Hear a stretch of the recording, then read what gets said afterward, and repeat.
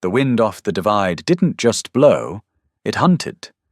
It found the gaps in your coat, the fraying seams of your boots, and the quiet cracks in your resolve.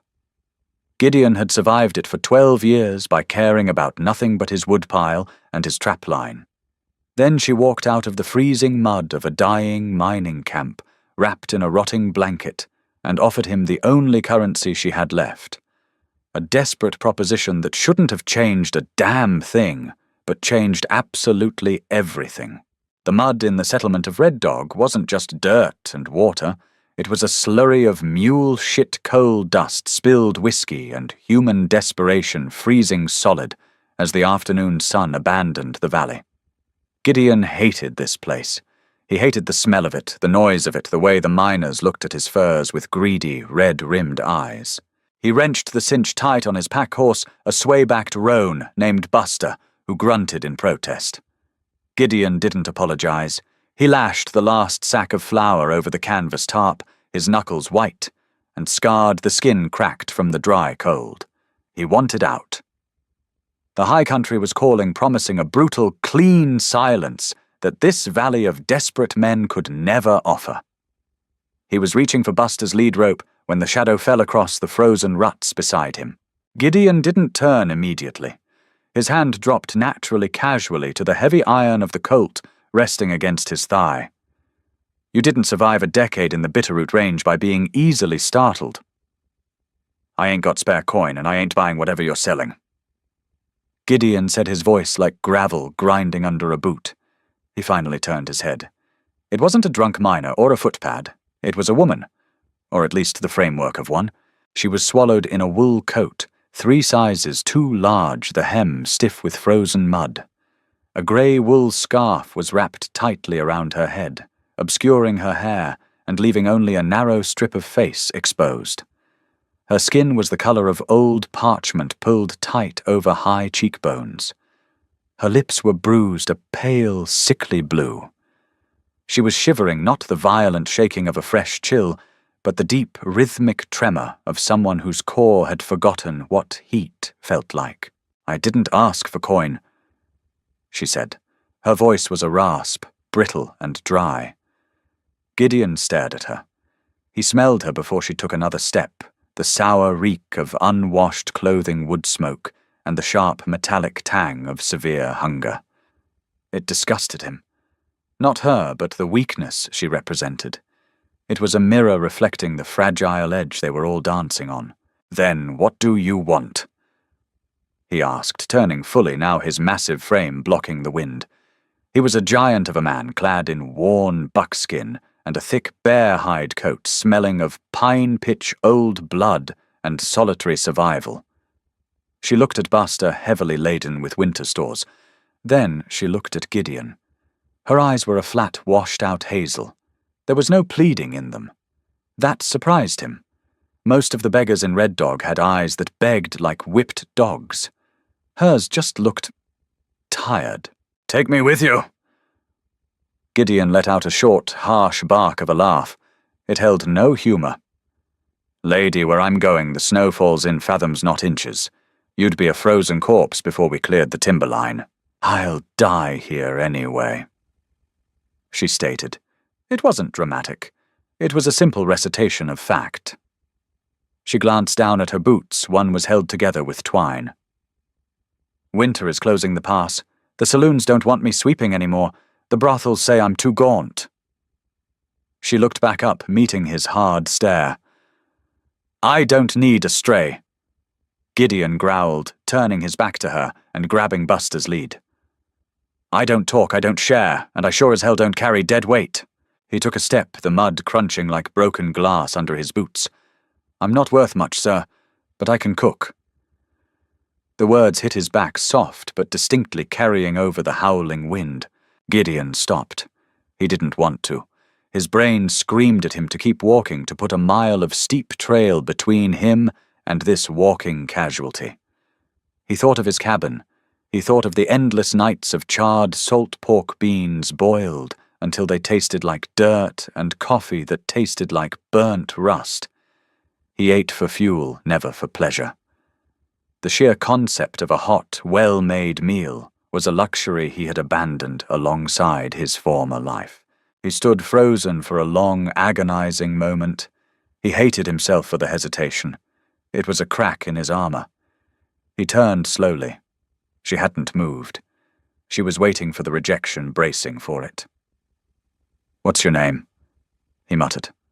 "Cora," she said, her breath pluming in a thin, ragged cloud. Gideon walked back to the pack horse.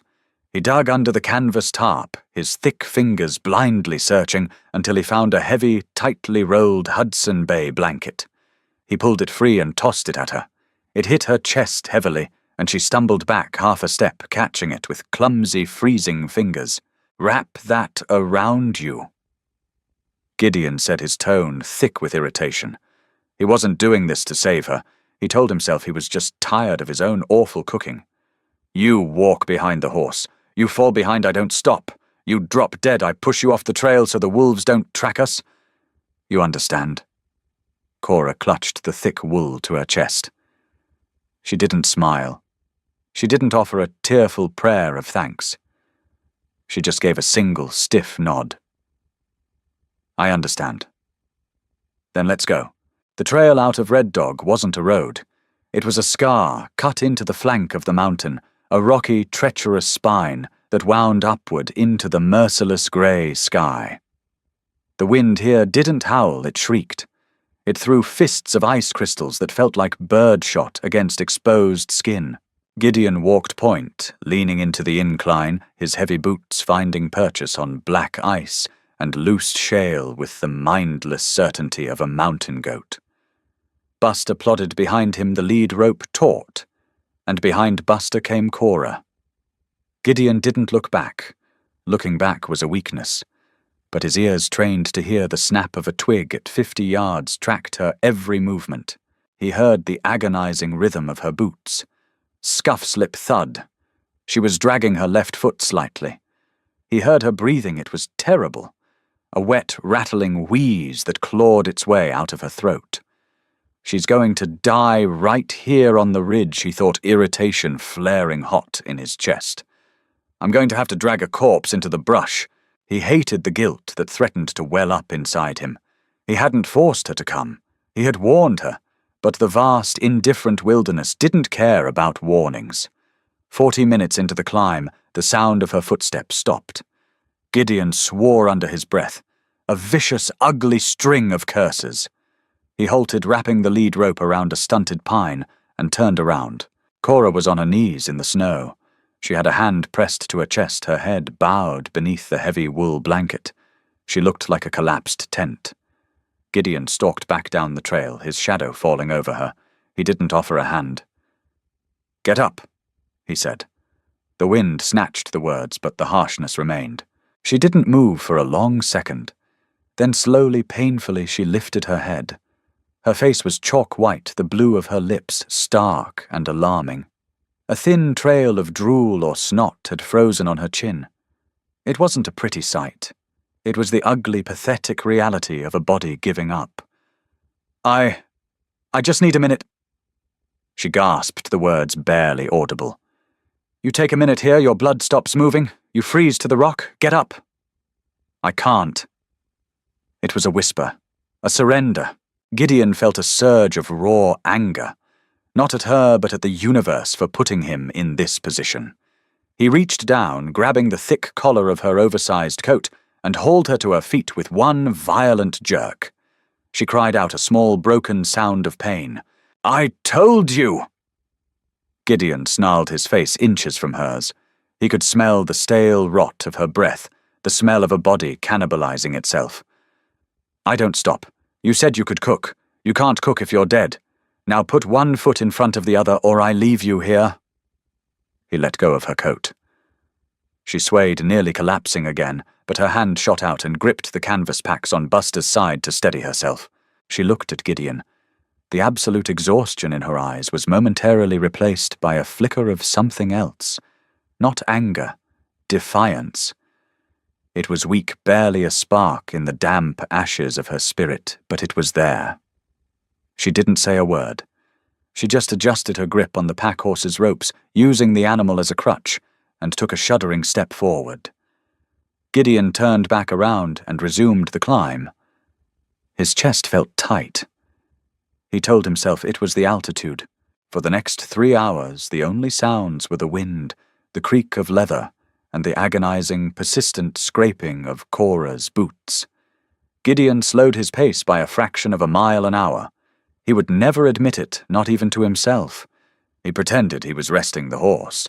He pretended he was looking for elk tracks. But he was setting a rhythm she could just barely manage to match. When they finally broke through the timberline, the sun was a bruised purple smear on the horizon. The air here was thin, sharp enough to cut lungs. But nestled against a massive granite outcropping, sheltered from the worst of the northern gales, was the cabin. It was a low, squat structure of thick bark-on logs, chinked with mud and dried moss. The roof was heavy with snow. It wasn't picturesque. It was a fortress against the dark. Gideon led the horse to the lean-to, shed attached to the side. He tied Buster off and turned to Cora. She had let go of the horse and was standing perfectly still in the knee-deep snow. She was looking at the cabin, not with relief, but with the blank, empty stare of someone who had used the very last drop of their adrenaline just to arrive. "Inside," Gideon barked, pointing to the heavy plank door. She moved like a wooden doll, shuffling toward the door, pushing it open and vanishing into the pitch black of the interior. Gideon stayed outside. He took his time unstrapping the packs, brushing the snow off Buster, pitching him some dried hay. He was delaying. He realized with a sudden uncomfortable spike of anxiety that he hadn't shared 4 walls with another human being in nearly 5 years. His sanctuary was about to be breached. He grabbed the sack of flour, a side of salted pork, and his rifle, and finally pushed through the heavy door. The inside of the cabin was freezing, but it was a still dead cold free from the biting wind. The air was thick with the scent of Gideon's isolated life.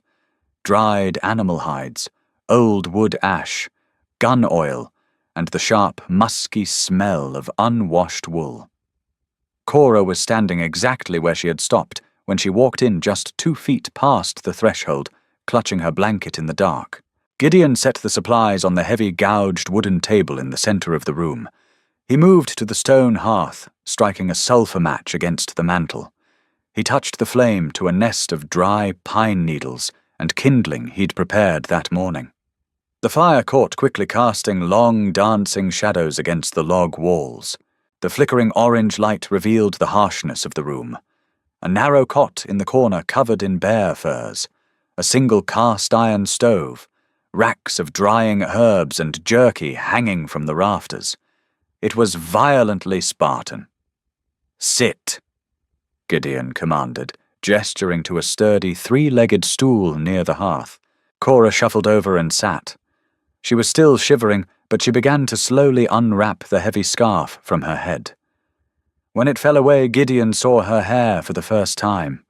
It was a dull, mousy brown, matted with dirt and chopped brutally short, as if she'd hacked it off with a dull knife. It made her look even more severe, like a starved boy.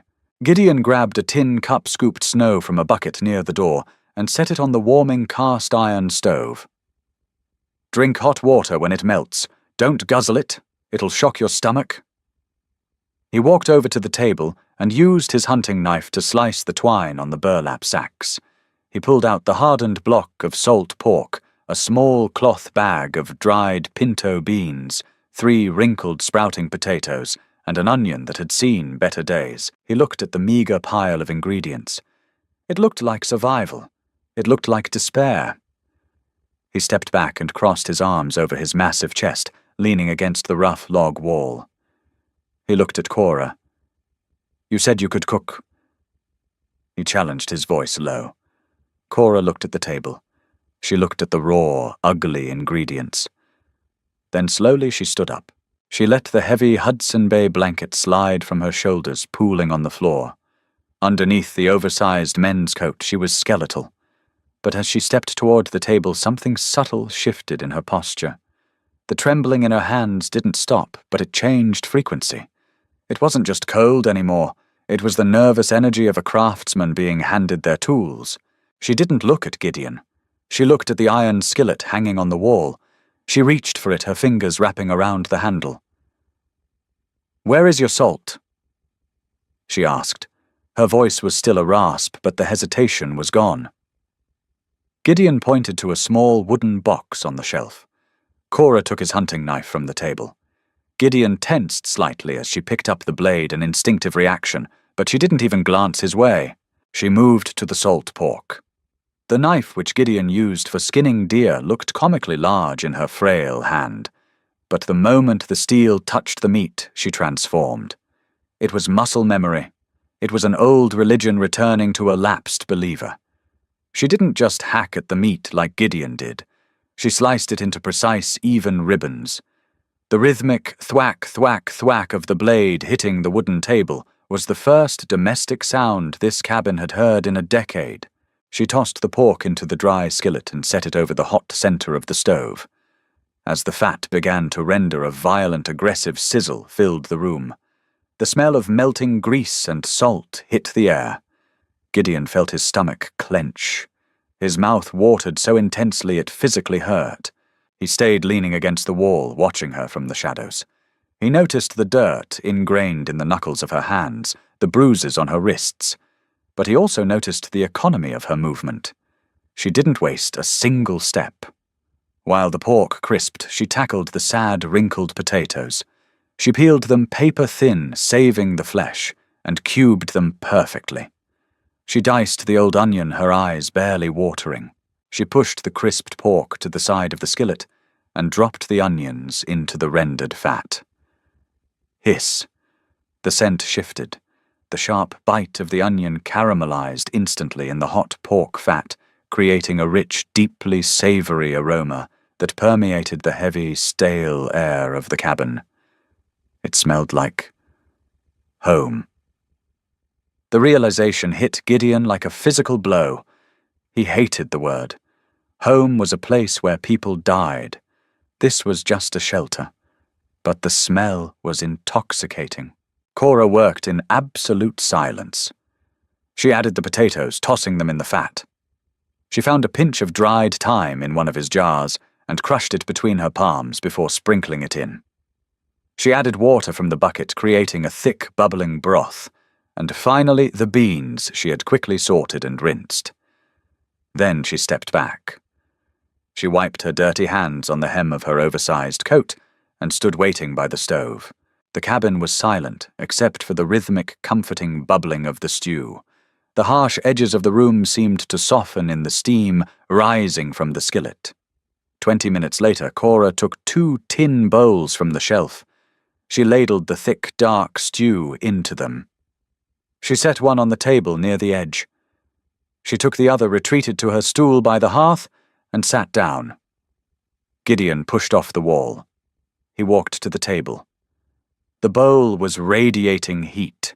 He picked up a wooden spoon and dipped it into the stew. He took a bite. He closed his eyes. The potato melted on his tongue. The pork was crispy on the outside, tender on the inside. The broth was rich, thick with starch, perfectly salted, carrying the earthy ghost of the time. It wasn't just hot food. It was care. It was alchemy. She had taken his miserable survival-grade rations and turned them into a meal fit for a king. Gideon opened his eyes. He looked over at the hearth. Cora hadn't taken a bite.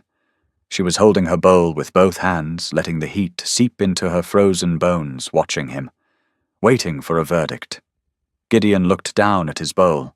He swallowed hard, a sudden, uncomfortable lump forming in his throat. He felt exposed, stripped of his rough exterior by the simple, devastating power of a decent meal.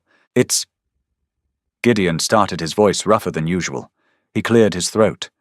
He couldn't say good. That felt too small. He couldn't say thank you.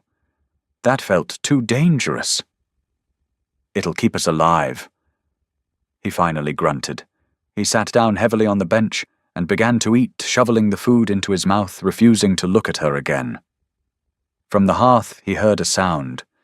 It was incredibly soft, barely audible over the crackle of the fire and the scrape of his spoon.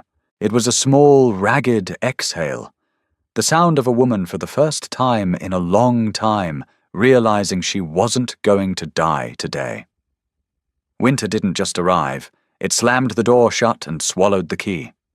For 3 weeks the snow fell in a blinding, relentless sheet of white that buried the lower windows of the cabin and turned the world outside into a featureless void. Inside the single room, the air grew heavy thick with the smell of rendered tallow damp wool and the sharp bite of wood smoke that occasionally backdrafted down the chimney.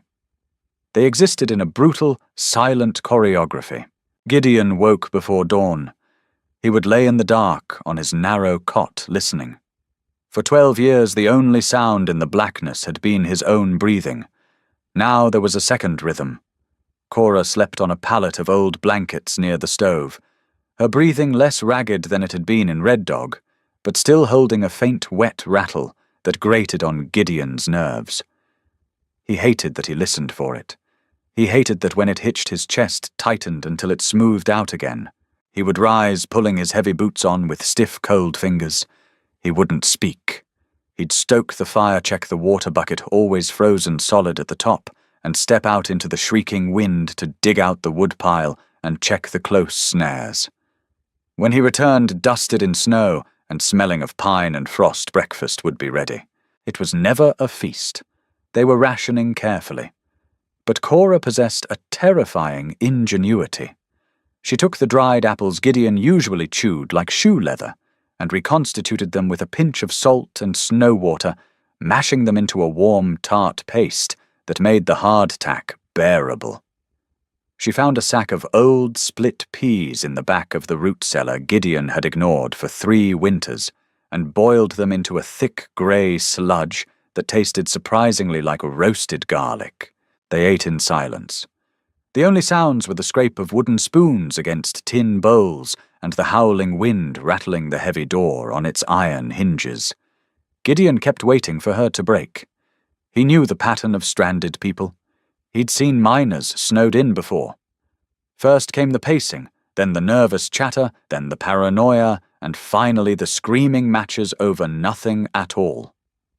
Cora didn't pace. She didn't chatter. She found his mending tin a rusted cigar box filled with bone needles and waxed sinew. She took his spare shirts, stiff with dried sweat and old blood, and boiled them in a pot over the stove with a sliver of lye soap until the cabin smelled like a chemical burn. Then she sat by the weak light of the frosted window and meticulously stitched the tears he had ignored for months. It infuriated him.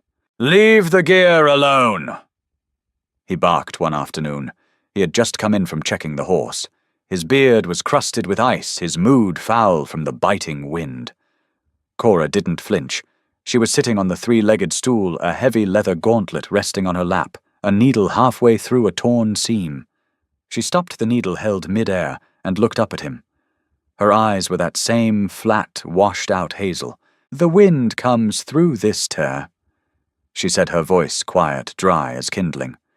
"Frostbite on your trigger finger means we both starve." "I survived a decade without a seamstress," Gideon growled, ripping off his thick coat and throwing it onto the cot. It landed with a heavy, wet thud. "You survived," Cora corrected softly, finally pushing the heavy needle through the thick hide. "You didn't live." Gideon froze his back to her. The sheer audacity of the comment sparked a hot flare of anger in his chest. He turned slowly, his jaw tight. He wanted to throw her out. He wanted to remind her that she was a stray, a piece of frozen refuse he had scraped off the mud in Red Dog. But when he looked at her, the anger hit a wall. She wasn't challenging him.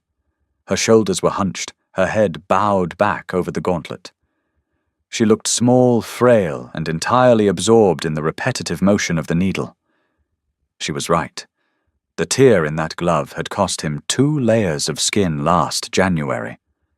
Gideon ground his teeth together, the muscles in his jaw ticking. He turned away, grabbing an oiled rag to wipe down his Winchester. "Don't use all the sinew," he muttered. "I won't," she replied, not looking up. It was a victory, but it felt like a defeat.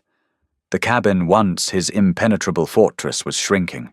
Every corner he looked in there was evidence of her. His boots were lined up near the door. His tin cups were scrubbed clean. The air smelled of her sharp lye soap and the faint sour odor of her lingering sickness. He was losing his grip on his own isolation. And the most terrifying part was that when he lay in the dark, listening to the wind try to tear the roof off, the sound of her breathing was the only thing keeping the crushing weight of the solitude at bay. The thaw didn't arrive with a gentle sun. It came with a violent wet blizzard that snapped pine branches like rifle shots under the weight of the heavy snow. When the storm finally broke on a bruised purple Tuesday afternoon, Gideon knew he had to move. The meat stores were dangerously low. He left before Cora woke, taking the Winchester and a coil of heavy rope. He didn't return until long after dark. Cora was sitting by the stove, keeping a pot of water at a slow boil, when the heavy timber door was kicked open. The wind howled into the room, instantly dropping the temperature. Gideon stood in the doorway. He was covered in snow and blood. He was dragging the massive gutted carcass of a mule deer buck. Its dead eyes were clouded, its tongue lolling out onto the rough floorboards. Gideon's breath was coming in ragged, steaming gasps. His face was grey, a stark contrast to the brilliant crimson smeared across his buckskin coat and hands. "Table," he grunted, hauling the beast over the threshold. Cora didn't scream. She didn't cover her mouth. She stood up, instantly moved to the heavy wooden table and swept his few remaining possessions onto the floor. Gideon heaved the deer up. The carcass hit the wood with a sickening wet crack of bone and flesh. He kicked the door shut behind him, plunging the room back into the dim, flickering orange light of the fire. He leaned against the door, coughing violently. He was clutching his left side. Cora stepped toward him. "You're hurt. Ice gave way over the creek." He wheezed, waving her off with a bloody hand. "Slipped. Ribs caught a boulder. It ain't fatal." He pushed off the door and limped toward the table, pulling his heavy skinning knife from his belt. He looked at the deer, then down at his shaking hands. The adrenaline was crashing, and the pain in his side was a hot, white spike with every breath. He couldn't put weight on his left arm to pry the ribs apart. He stared at the carcass, a bitter curse dying on his lips. If the meat froze solid out in the shed, it would take days to thaw enough to butcher. They needed it now. He felt a presence beside him. Cora picked up his smaller boning knife from where it rested near the salt box. She looked at the deer, then at Gideon's trembling, blood-soaked hands. "Show me where to cut," she said. Gideon stared at her. "It's butcher work. You'll puke." "I cleaned out the spittoons in Red Dog for 3 years," Cora replied, her voice deadpan. "A dead deer is an improvement." Gideon let out a breath that was half a laugh and half a wince of pain. He nodded slowly. For the next 4 hours, the cabin became a slaughterhouse.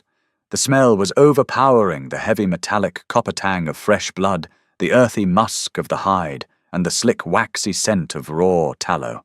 Gideon stood at the head, directing her, occasionally using his right hand to pry joints apart, while he kept his left arm plastered tightly against his bruised ribs. Cora did the cutting. She was clumsy at first, the knife slipping against bone. But she didn't apologize, and she didn't stop. Her hands, pale and thin, became coated to the wrists in dark red. "Follow the muscle line." Gideon instructed, his voice low, hovering right over her shoulder. He could smell her sweat masking the lye soap. "Don't hack. Let the blade find the connective tissue. It wants to separate." Cora nodded, her teeth gritted. She slid the knife in, separating the heavy shoulder roast from the chest cavity. The meat fell away cleanly. "Good," Gideon murmured. It was the first compliment he had given her in 2 months. Cora paused just for a second. She didn't look at him, but he saw the tension in her jaw ease slightly. They worked in a gruesome, intimate tandem. They didn't speak of the past. They didn't speak of the future. They only spoke of sinew marrow and fat. When a tough joint refused to give, Gideon would wrap his large, calloused hand right over her small, slippery one on the knife handle, and together they would force the blade down. In those moments, the heat radiating from him was intense. Cora could feel the heavy, labored thump of his heart against her shoulder when he leaned in close. It terrified her. Not because he was a large, dangerous man holding a knife, but because the proximity made her feel something she had spent years aggressively burying. It made her feel anchored.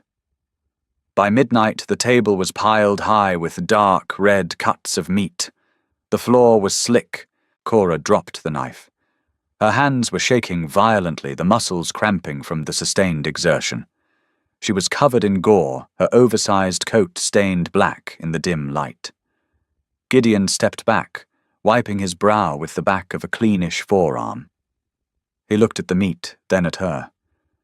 "Go wash up," he said, his voice exhausted, stripped of its usual abrasive edge. "I'll salt it." Cora walked to the wash basin. The water was icy. She plunged her hands in, watching the red bloom like smoke in the water. She scrubbed viciously, trying to get the grease out from under her fingernails. Gideon watched her from the table. He watched the rigid line of her spine, the sharp angle of her shoulders beneath the wet wool. He realized he was staring. He realized he wasn't looking at her like a nuisance anymore. He was looking at her like a partner. The realization hit him harder than the boulder against his ribs. He aggressively turned his attention to the meat, grabbing handfuls of coarse salt and rubbing it brutally into the flesh. "You got a family somewhere?" Gideon asked. The question tore out of him before he could stop it. It was a violation of his own rules. Cora froze at the basin. The sound of splashing water stopped instantly. The silence in the cabin became suffocating, heavier than the smell of the blood. She slowly reached for a rag and dried her hands. She didn't turn around. "No," she said. Her voice was flat, hollowed out. "A husband." Gideon pressed, angry at himself for asking, but unable to stop the sudden burning need to know. "A reason you ended up starving in a mud pit like Red Dog." Cora finally turned. Her face was pale, her hazel eyes completely shuttered, hard as flint. The fragile, cooperative peace they had built over the dead deer shattered into a million sharp pieces. "I told you the day we met," she said, her voice dropping to a harsh, cold whisper. "I'm not worth much. Don't ask questions you don't actually want the answers to, Gideon. I cook. You shoot. Let's keep it at that." She walked past him, giving him a wide berth, and laid down on her pallet near the stove, pulling her heavy blanket over her head. Gideon stood alone at the bloody table, the coarse salt burning the small cuts on his hands. He stared at the lump of blankets on the floor. His jaw clenched. He had pushed too far. He had tried to look at the ghost, and it had bitten him. He turned back to the meat, working in absolute silence, the only sound the scrape of salt against raw muscle, wishing the winter would just stay cold so nothing would ever have to thaw. The silence between them lasted for 3 days. It was a heavy, suffocating thing, thicker than the frost creeping up the inside of the window panes. They moved around each other like feral dogs forced into the same cage, careful not to brush shoulders, careful not to make eye contact. Then the mountain decided to break the stalemate. It started with a cough, a dry, scraping hack that tore up from the bottom of Gideon's chest. He ignored it. He was a man who ignored pain until it either went away or killed him. But the bruised ribs from the river slip hadn't just cracked. They had bruised the lung beneath. On the 4th morning after the butchering, Gideon didn't get up before dawn. Cora woke to the sound of his breathing. It wasn't the slow, rhythmic cadence she had grown accustomed to. It was a wet, shallow wheeze punctuated by harsh, groaning exhales. She sat up on her pallet, the cold air biting at her face. The fire had died down to glowing orange embers. The cabin was freezing. She looked over at the cot. Gideon was tangled in his bear furs, shivering violently. Even in the dim light, his face was flushed a dark, unnatural red. Cora didn't panic. Panic was a luxury for people with safety nets. In Red Dog, she had watched a dozen men die of winter fever in canvas tents. She knew the mechanics of it. She stood her joints popping in the cold and walked over to the cot. She reached out and pressed the back of her hand against his forehead. He was radiating heat like a cast-iron stove. His skin was slick with a greasy sweat that smelled of copper and sick rot. Gideon's eyes fluttered open. They were bloodshot, the pupils dilated and unfocused. He looked at her hand, then up at her face. He tried to speak, but the words caught in a vicious spasm of coughing that made him curl inward, clutching his left side with a raw, agonizing groan. "Don't talk," Cora said flatly. Her voice was devoid of pity. Pity didn't lower a fever. She pulled her hand back and immediately went to work. She stoked the fire, throwing on 3 of their best, driest logs. She grabbed the tin bucket hacked at the layer of ice on top with a knife handle and set it on the stove to melt. Gideon tried to sit up. "Wood," he croaked, his voice sounding like 2 stones grinding together. "Traps." "I'll handle it," she said, not looking at him. She was tearing a strip of clean linen from the hem of one of his old ruined shirts. "You can't swing the axe!" He gasped, fighting the furs, his immense pride rebelling against the utter helplessness of his body. He managed to swing his legs over the side of the cot, his boots hitting the floorboards. He stood up. The cabin violently tilted. His knees buckled instantly. He went down hard, his massive frame crashing onto the rough planks, knocking over the 3-legged stool. The jolt to his ribs sent a blinding flash of white-hot agony through his chest. He blacked out for 3 seconds. When his vision swam back into focus, Cora was kneeling beside him. She wasn't trying to lift him. She couldn't have moved him if she tried. She was just watching him, her hazel eyes completely unreadable. "Are you done proving you're a martyr?" she asked. Gideon gritted his teeth, a feral, humiliated growl rumbling in his throat. He hated her in that moment. He hated that she was right. He dragged himself back onto the cot, his chest heaving, the effort leaving him drenched in a fresh wave of fever sweat. For the next 4 days, the cabin became a purgatory of boiling water and bitter herbs. Cora stripped the bark from the willow branches Gideon kept in the shed, boiling them into a dark, sludgy tea that tasted like dirt and old pennies. She forced it down his throat every 3 hours.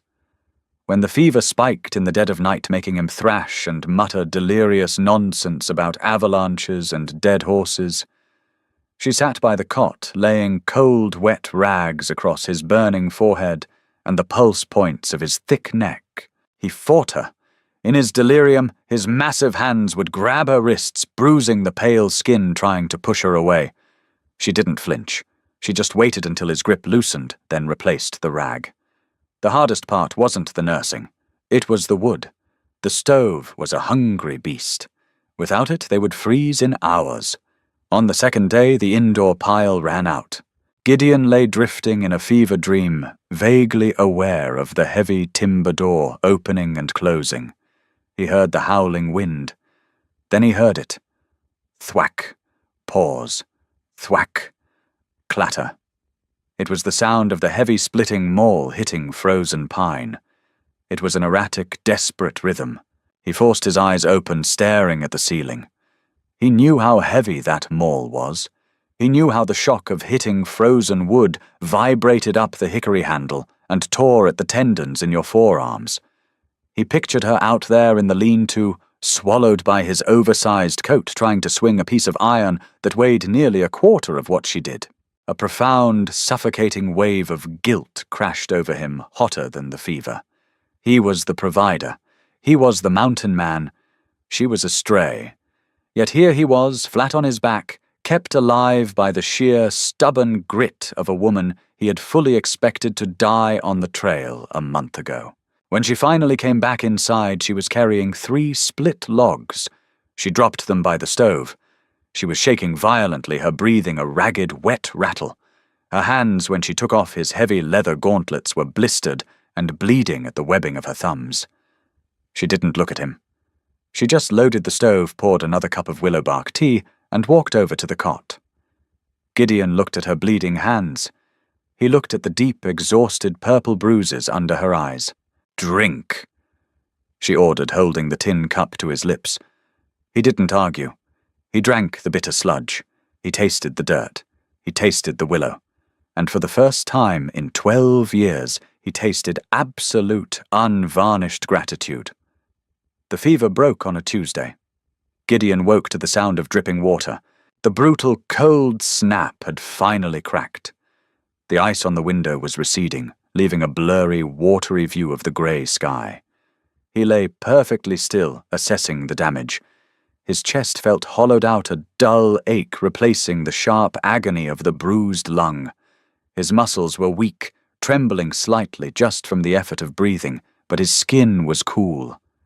The suffocating heat was gone. He turned his head. Cora was asleep on her pallet.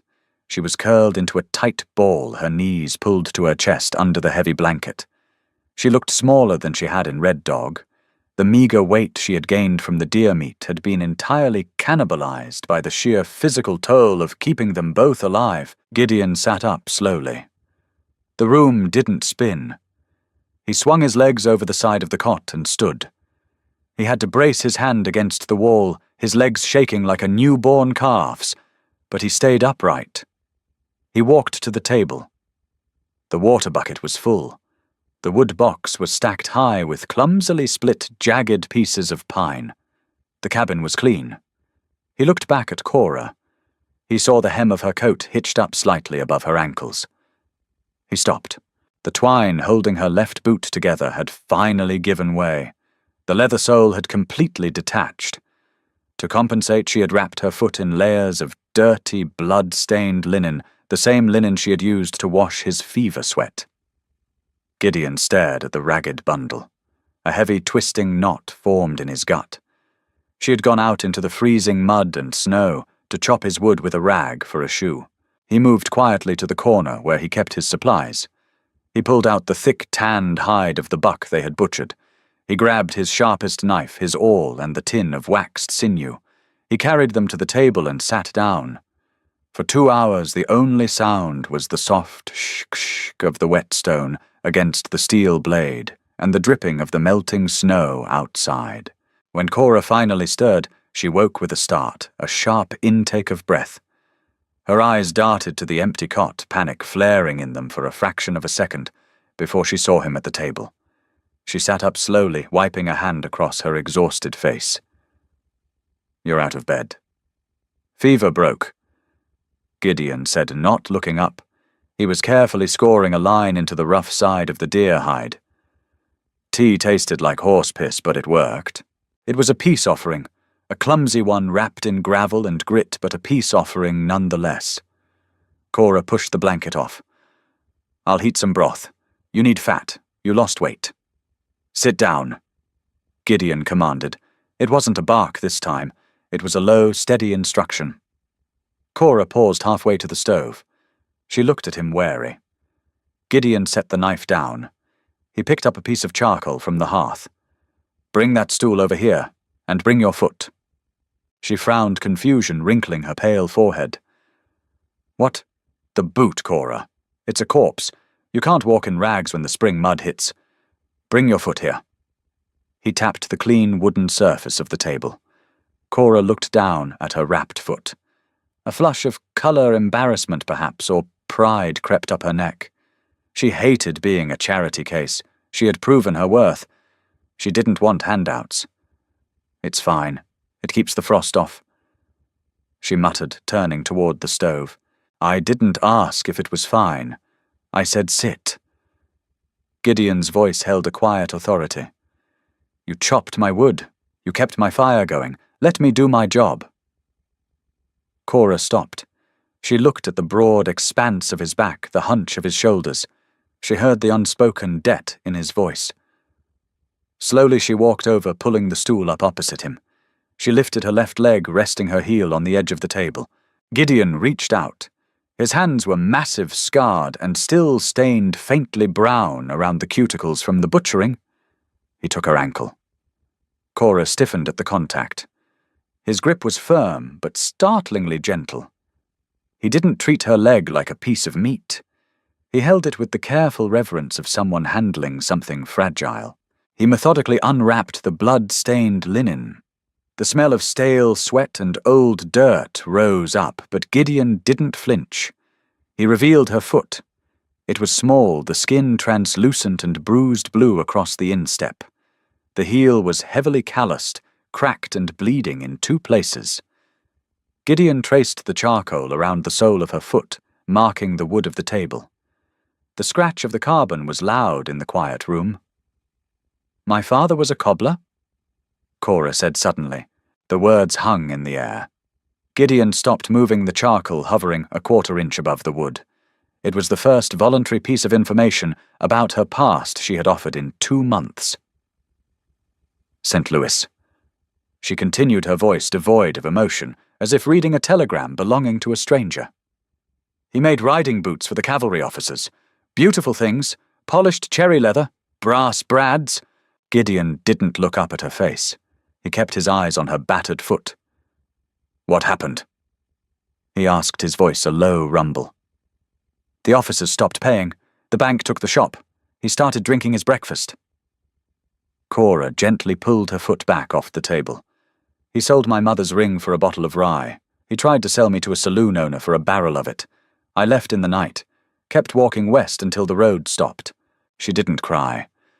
There was no tremor in her voice. It was just a brutal, factual accounting of a destroyed life. Gideon stared at the charcoal outline on the table. It was so small. He thought of the heavy iron maul she had swung to keep him warm. He thought of the absolute, terrifying resilience housed in that skeletal frame. He picked up the heavy deer hide and laid it over the charcoal outline. "These won't be polished cherry," Gideon said gruffly, picking up his knife. He drove the point through the thick leather, beginning to cut the sole.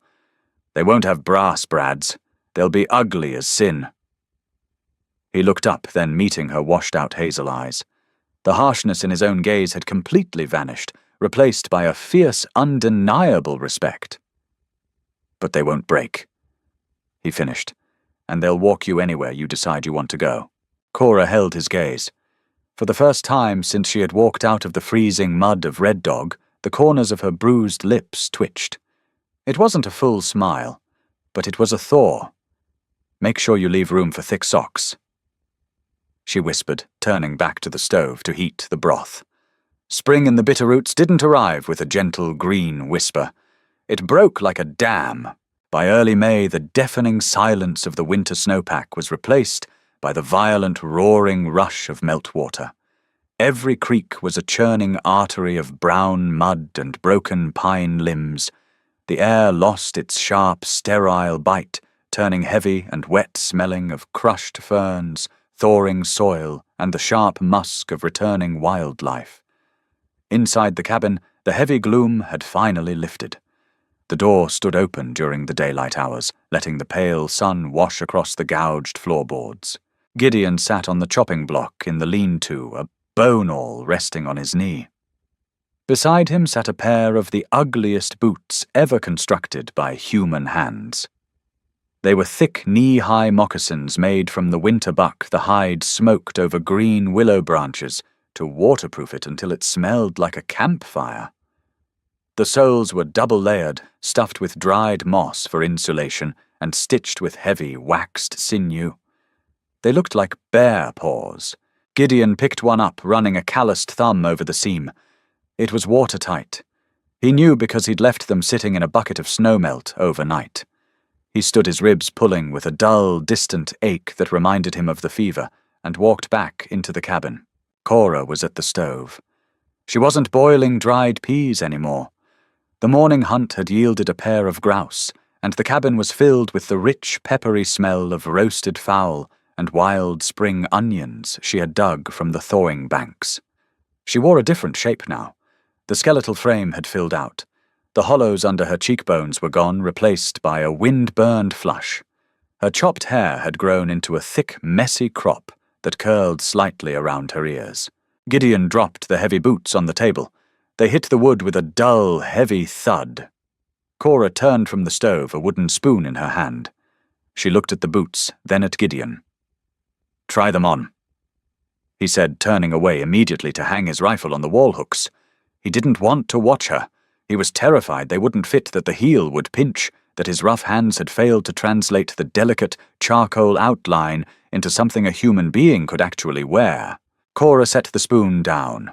She walked to the table and picked up the right boot. It was heavy slick with the rendered tallow he had rubbed into the leather. She sat on the edge of his cot and pulled off the ragged, patched men's boot she had been hobbling in. She slid her foot down into the smoked hide. Gideon kept his back to her, adjusting the Winchester on its pegs a millimetre to the left. He listened. He heard the soft shk of the leather sliding over her thick wool sock. He heard the rustle of the rawhide laces being pulled tight.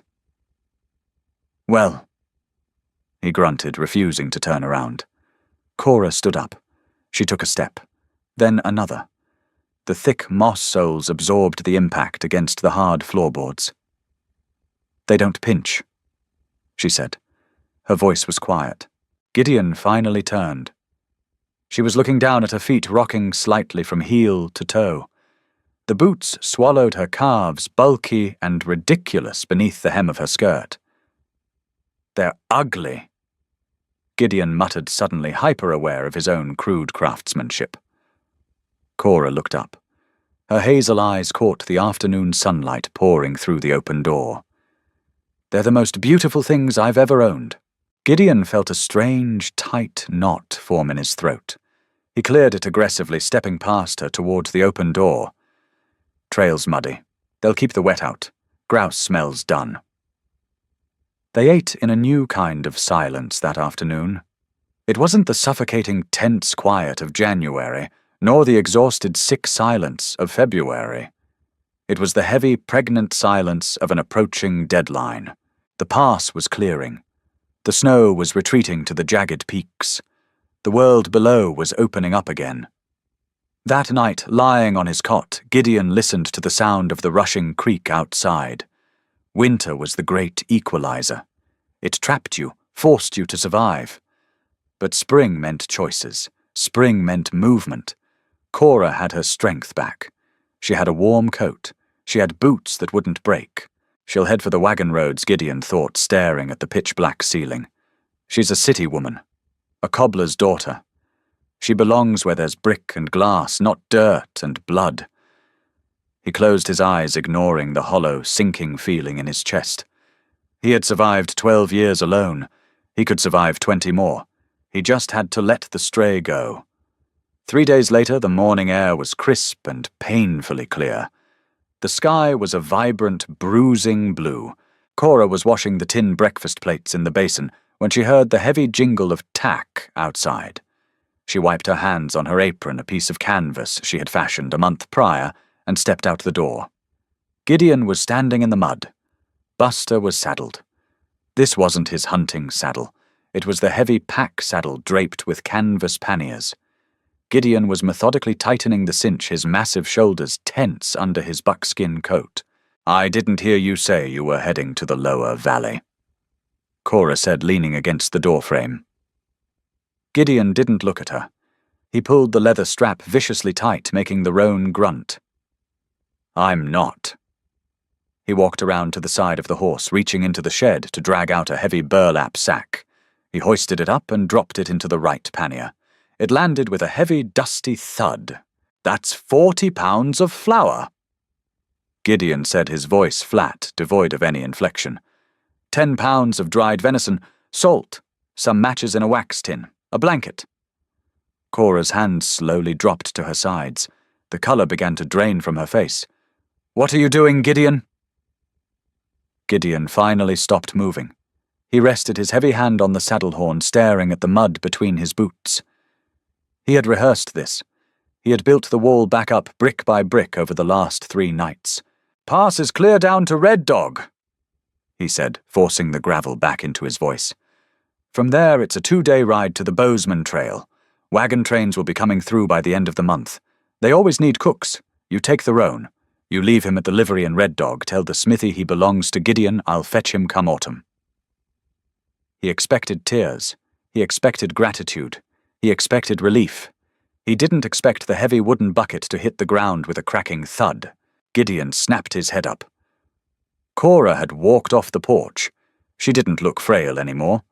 She marched straight into the thick, sucking mud in her heavy deer-hide boots, stopping 3 feet from him.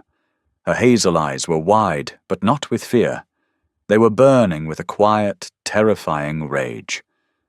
"You're sending me away," she stated. It wasn't a question. "The debt is paid!" Gideon shot back, his own defenses flaring. "You cooked! You kept the fire! You survived! I'm setting you up right! Most men would just point you down the mountain." "A debt." Cora's voice trembled, a harsh, jagged sound. "You think this was a transaction? You think I chopped your wood with bleeding hands to settle a ledger? You're a city woman!" Gideon shouted, the sudden volume spooking the horse. He grabbed the bridle, fighting to keep his composure. "Look around, Cora. There's nothing here. It's 6 months of ice-salt pork and silence. I'm a solitary man. I don't know how to live with people. I ruin everything I touch." He was breathing hard, the admission tearing out of his chest like jagged glass. He had never spoken those words aloud. Cora didn't flinch. She stepped closer, the smell of lye, soap, and wood smoke cutting through the scent of wet horse and mud.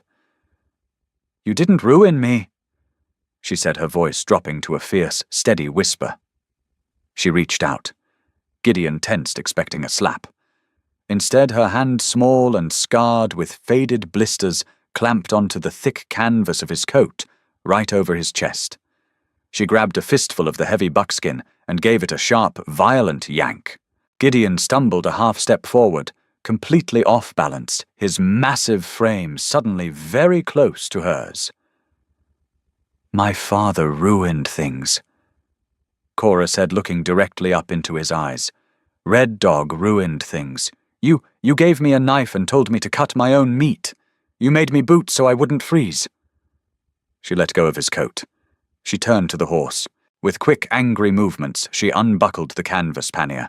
She dragged the heavy sack of flour out, hoisting it against her hip with a grunt of effort. "Cora!" Gideon started stepping forward. "Shut up!" she snapped. She turned back to him, the 50-pound sack braced against her side. She looked at the mountain man, seeing the scars, the dirt, the terrifying isolation he wore like armor, and the absolute panic currently swimming in his eyes. "I've had nothing," Cora said, her voice finally breaking a single raw crack of emotion, splintering her stoic facade.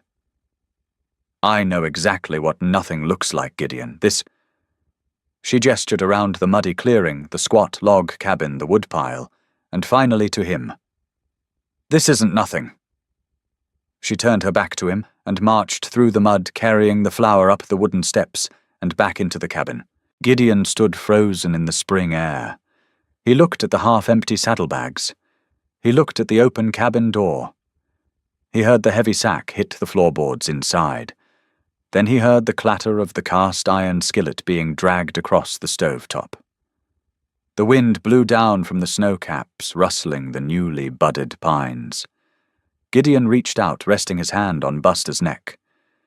He let out a long, shuddering breath, the last of the winter's frost finally leaving his lungs. He didn't unsaddle the horse. That could wait. He turned his heavy boots crunching in the mud and walked back inside his home.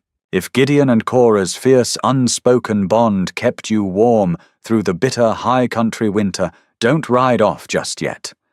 Their survival story is a testament to the fact that the hardest hearts are often the ones most fiercely protected. Hit that like button if you loved seeing Cora stand her ground. Share this raw Western romance with a friend who appreciates a story told through actions rather than just words, and subscribe to our channel so you don't miss our next gritty frontier drama. Drop a comment below. What was your favorite moment between these two? See you on the trail.